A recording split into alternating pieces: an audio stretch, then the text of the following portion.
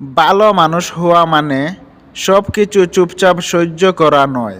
আমাদেরকে ছোটবেলা থেকে শেখানো হয় চুপ থাকলে নাকি মানুষ ভালো হয়, সব মেনে নিলে নাকি সম্পর্ক টিকে থাকে। কিন্তু কেউ এটা বলে না এই চুপ থাকার ভেতরেই একদিন নিজের মনটা ধীরে ধীরে ভেঙে যায়। ভালো মানুষ কখনো দুর্বল হয় না। ভালো মানুষ জানে কাকে কতটা জায়গা দিতে হয়।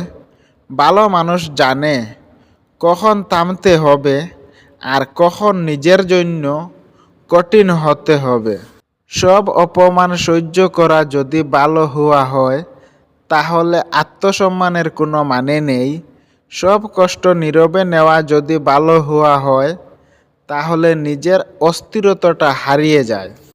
মনে রেখো, যে মানুষ তোমাকে ভালোবাসে সে তোমাকে সম্মান করবে, আর যে বারবার তোমাকে ছোট করে সে কখনো তোমার ভালো চায় না।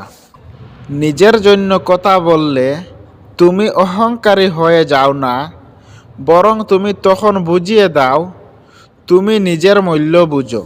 সব জায়গায় নরম হতে নেই, কিছু জায়গায় শক্ত না হলে এই দুনিয়া তোমাকে বারবার ভাঙবে। তাই ভালো মানুষ হও, কিন্তু নিজের শক্তি দিয়ে নয়।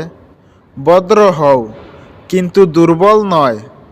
যেখানে দরকার চুপ থাকো, আর যেখানে দরকার নিজের জন্য দাঁড়িয়ে কথা বলো।